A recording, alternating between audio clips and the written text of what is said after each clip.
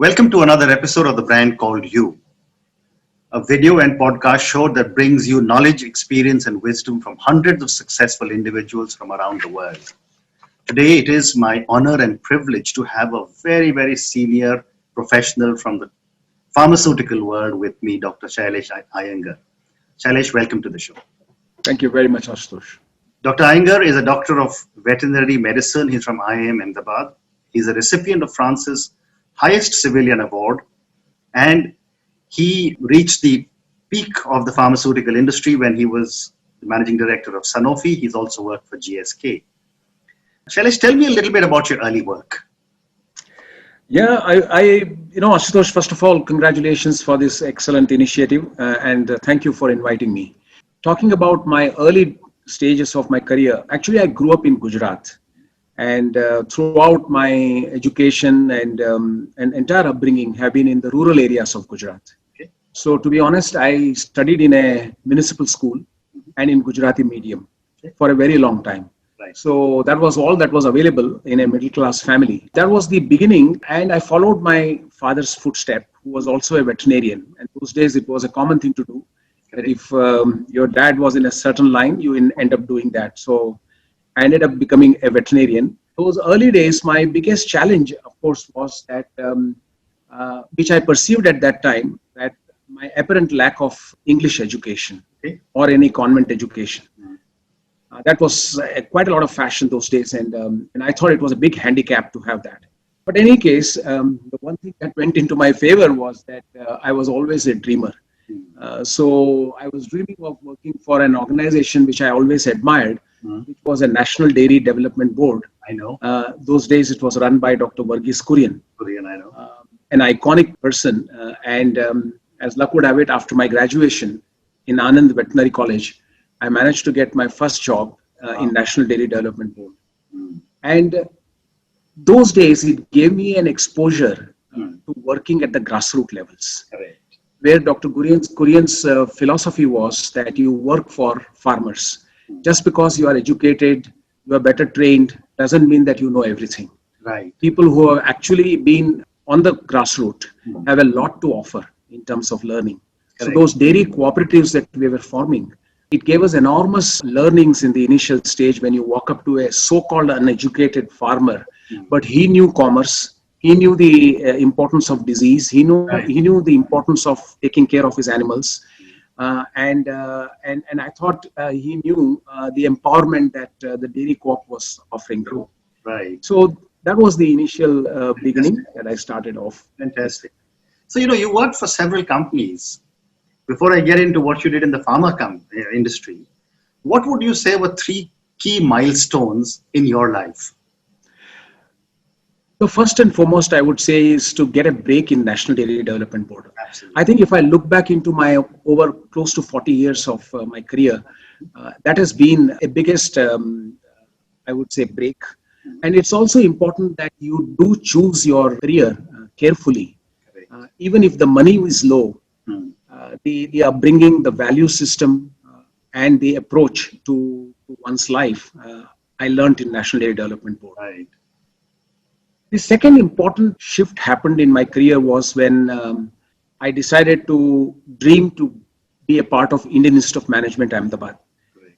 Being a Gujarati medium student and a non-mathematic student, it was almost unheard of that you would actually make it into an IIM competitive entrance test and the interview process. But I realized that when you want something desperately, you want to do things despite the so-called shortcomings, you find a way. I agree. And I realized that I used to look at that beautiful building of Vastrapur in IIM, and I used to think that, can I be ever in that institute and study and expand my influence or my knowledge beyond just my field, which was veterinary.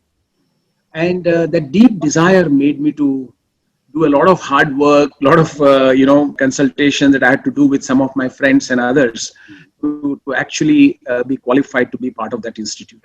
So that made a huge difference in my life. And I knew that if you really want something, you can make it happen. That's true. And of course, the third important milestone was when a steady career that I had with GlaxoSmithKline, I decided to move into a startup in Mumbai. Okay. At that time, I was running in GlaxoSmithKline a very large operations of over 750 people, a very large business, India's #1 pharma company. And then I went to this obscure company called Sanofi, which was at that time a French company, had just about 50 crore turnover Yeah. and 150 people. With a 6x6 office space, with a small little place to really start building it. Right. But I realized that the joy of building brick by brick an organization is far superior than inheriting a very large empire in which you haven't really played a big role, but you were fortunate enough to get into that particular role. So that has been my three major. Fantastic. I mean, I know, I'm sure IIM Ahmedabad must be very proud of this alumnus, you know. And Indeed, yeah, that has been one of those moments which I would say would always remain in my life as a turning point. I'm sure. So let's move to the pharmaceutical industry. You know, the industry is booming, and yet we continue to hear about challenges, whether it is coming from China, whether it is coming from our own efficiencies. What, according to you, are some of the challenges the pharmaceutical industry faces? I think as we speak about challenges, it's appropriate to speak about where this industry has come. Correct. I have to say that perhaps one of the greatest success stories of India, apart from information technology, in the same breath you can talk about pharmaceutical industry. Absolutely. Because over the years, this industry has really given a very, very strong image of Indian capabilities of manufacturing drugs and medicines for common man. Today, the industry boasts of about 40 or 45 billion US dollar turnover, both Indian as well as export business. And we have made a name for ourselves. So I don't have to really talk about it much. Everybody knows it. I can even say that perhaps we were very fortunate to have entrepreneurs who entered into this arena and managed to get for a large population of our India very affordable medicines at a high quality. So that has been a great success factor. Having said that, I think the challenge that we have faced is that somewhere along the lines, we forgot that you have a responsibility to raise your vision into an advanced value chain in our industry. It's an industry of innovation. Correct. And we were very satisfied with what we had because our patent laws were quite friendly, and we were able to introduce so many products which could not be introduced in many other parts of the world because of very tight patent regime. I think the site that we had was pretty short term. We were very happy to build great brands within these spheres in which we could operate, but we really didn't think of really breaking through some of the unmet medical needs and trying to create our own research molecules. So this is one of the biggest challenges we have. Right. And it's being addressed, but it's still there. I agree. Let's talk about a little bit about the role China has played in supplying so much of our ingredients. I was talking to some other people from the pharma industry, and they mentioned that there's a huge effort going on to start creating a lot of those APIs in India. What is your thought on that? Absolutely, Ashutosh. This has been one of the stories on which perhaps even the government is regretting what they did and how policies can actually make or break an industry. Correct. It's a classic example. Right. Those were the days when Government of India brought about draconian price controls over the so-called active pharmaceutical ingredients. Correct. And it became completely unviable for anybody to put up a real good API manufacturing facility and actually get any return on investment. Right. So the entire range of antibiotics, starting from penicillin to advanced antibiotics in amoxicillin, macrolides, and so on and so forth, all of them, one by one, started shutting down. And as a result, China took the advantage of that situation, Right. created large industrial base. Government gave a lot of encouragement to them. Correct. And as a result, they put up big fermentation plants and were able to produce these APIs at a fraction of a cost at which we were producing here. The manufacturing of drugs and medicines in India felt that it is better to import medicine APIs from China, because after all, it was going to be price controlled. So the least price product, we should get it. We could never match those prices. And it was a vicious cycle. So we ended up encouraging China to produce more and more because we were a very large consumers of those APIs. And as a result, the entire API industry. So for example, Ashutosh, today, over 80% of very important APIs in our industry is actually being imported from China. But now the country has realized that if there is a crisis and if we are dependent so much on one country, it's going to impact millions and millions of lives in this country. Absolutely. Even a medicine like paracetamol or ibuprofen is actually imported from China. Yes. So now the government has put together a full plan. My friend Sudarshan Jain, whom you have interviewed, and a few others are really working very hard with the industry and the government to create those so-called API parks in 5 or 6 states where incentives are being given. And we are going back to the original theme of self-reliance in the entire manufacturing sector. And I'm very hopeful that in the course of next 5 to 10 years, this country will once again come back into its original core strength of API manufacturing. That should really augur well for our industry. That is very, very encouraging. So I've got one more question for you on pharma before I move to the next part. My question is, why are Indian pharmaceutical companies not spending enough on research? Why are we constantly dependent on what others are doing? A great question. And I can tell you that I spent my lifetime in multinational companies, but my heart is very much Indian. Yes. And it really hurts me that such capable people who created a global footprint for Indian pharmaceutical industry have not got even 1 or 2 products that we can talk about which were originated or researched in India. And it has got multiple reasons. One of the reasons that we realized that any innovation requires a huge amount of 2 things. Basically, a large pool of scientific talent, which India doesn't lack. We have it. The other thing is very important is the financial muscle.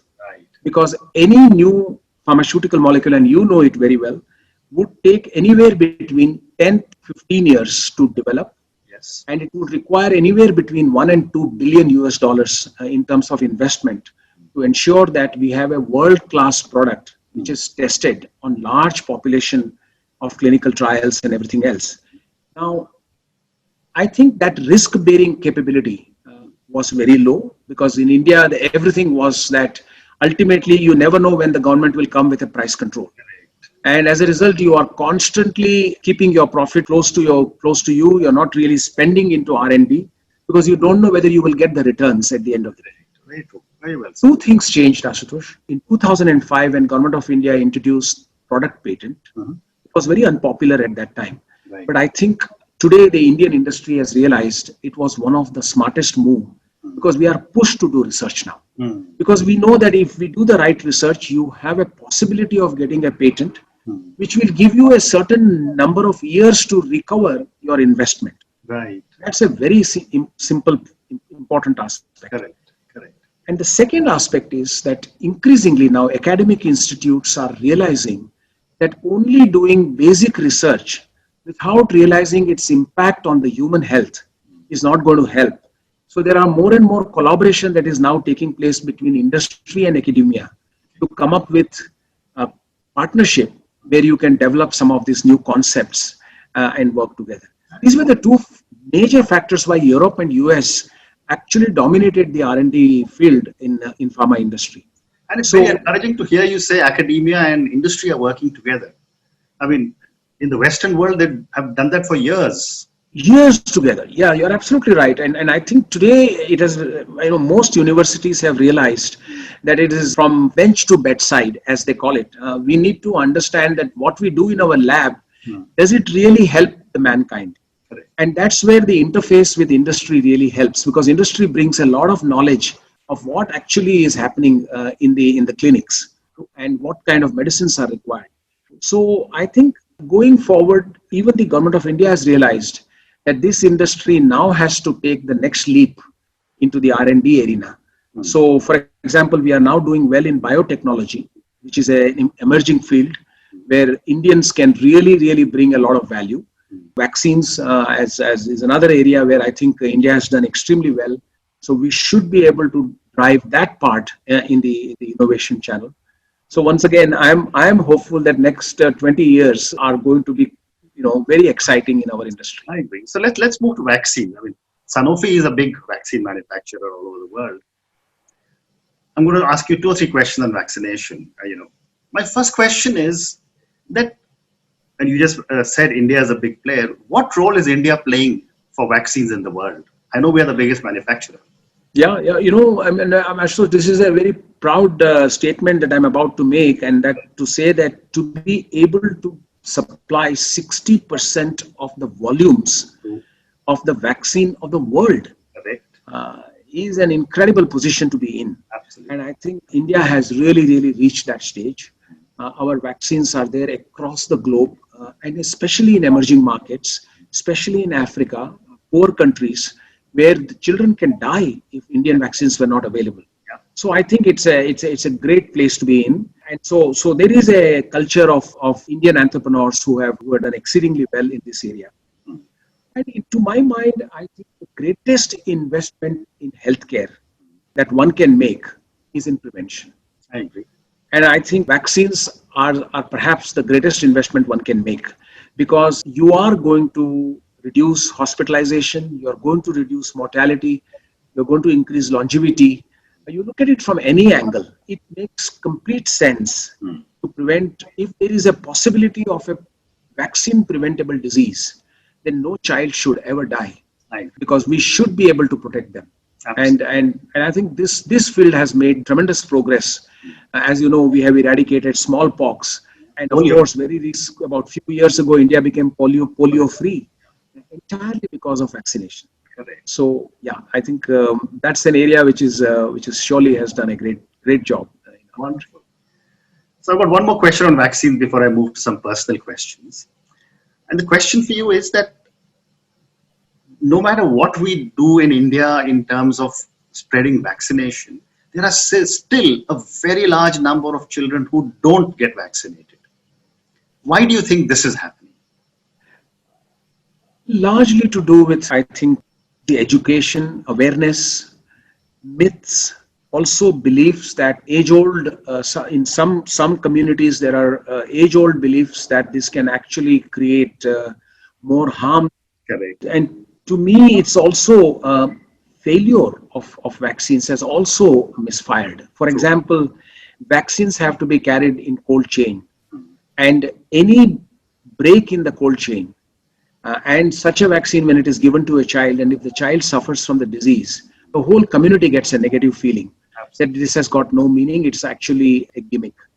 So I think it's a very responsible role, and the vaccine manufacturers have to be extremely careful that it's not enough to just produce vaccine, but till the last mile, it has to maintain the cold chain, and that there are vaccinators who do that job. So it's a a variety of things that play a role here, and I agree with you that despite the obvious benefits of vaccination, unfortunately it is not. In some cases, it's still the myth remains, and many of the children remain without vaccinated. Very true. Very true. It's a challenge that healthcare system has to address going forward. Because children are the future. And exactly. Yeah. So let's move to a few personal questions for you. My first question is that you had such a successful career, you had worked with such amazing companies. Where do you draw your inspiration from? I think life is full of learnings, and as you would agree with me, Ashutosh, I have learned at every step. But I would say in 3-4 categories. So on a personal front, I would say to start with my wife of 38 years. And I have seen in her, she's about 7-8 years younger to me. And I still remember she was my friend before we got married. And she was the one who encouraged me to take on the challenge of getting into IIM. And I remember at just before the interview, and we were still not married, she was with me, and she herself is a management graduate from Institute of Rural Management. She asked me a question. He said, Sailesh, you're going to be asked some mathematical questions inside in the interview.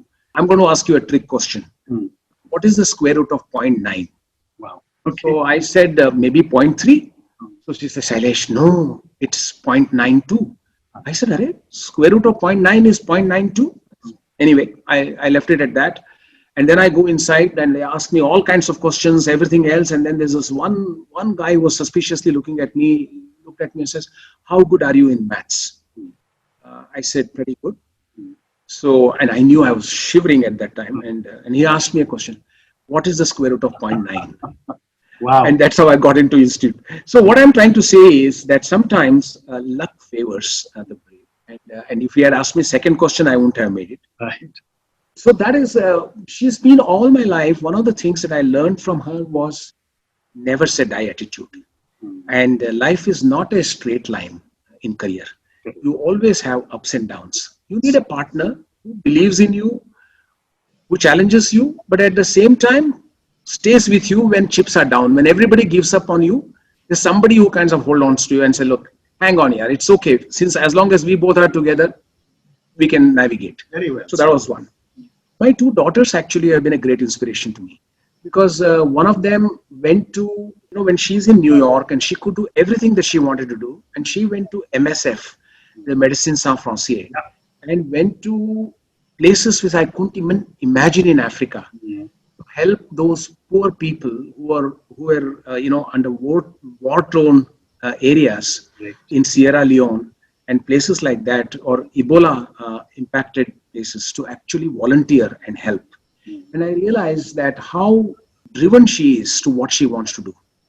My younger daughter, who left the management field, which I thought she should do it because I was a management student, my wife is a management student, and she decided to go and take a flying lessons and to do completely different in her life. And I thought I never had that boldness to do things entirely different than what I thought would be a normal course. So they have been a great inspiration. Besides that, of course, a spiritual upbringing by my mother, who always said that things which are not in your control, there's no point in fretting and fuming about it. Accepting it gracefully would make your life much easier. This was from the childhood. And I thought that has remained with me in corporate life. And last but not the least, scores of employees and colleagues with whom I worked. Each one of them, in their own way, has contributed to my growth. So I would say that no particular individual will be unfair to just name it, but I would say a large number of people have played a great role. That's really brilliant, and I'm so glad there's so much gratitude in you for so many people who have impacted you and your life. So I've got time for two more questions. One question is that if you, Sailesh, were a role model to millions of children who closely followed your life choices, what is the one thing you would change in yourself? I would say I would be more courageous than what I was. I thought I was bound by certain upbringing and certain ways of looking at things, where taking bold decisions and charting uncharted path was not the norm. Okay. If I had to put the clock back, I would do a few things differently and follow what you youngsters do it now. I think it's a great feeling when I see youngsters taking their own decisions and charting those courses. I feel I wish I could have done that. But yes, that's one thing I would say that I would change to be more courageous in life. And my last question to you, and it comes back to the pandemic. How are you rethinking your life in the new world order? I think I've realized the value of life and value of living every day. Because, it does give you that sense that how important this one day is. And to give up on that, on small, little issues that we have in our lives and really complaining about it makes no sense. Correct. I think I have started enjoying a lot, knowing that we have a problem. We are all working together to resolve that issue. We will never give up. But at the same time, stay very positive. And to be honest with you, even though I'm starting my second career, literally, but not a single dull day. There's so much to do, so much to offer. Right. And as long as you have that positive feeling, no job is a small job, nothing is, and as long as you take yourself not too seriously and enjoy every moment of it, I think that's a simple message for me. The pandemic has taught me how precious this life is all about. Shailesh, thank you very much. It's been such a pleasure speaking to you. Thank you for your words of wisdom. Likewise. I wish you lots of success. Thank you so much, Asif. It's been an absolute pleasure talking to you.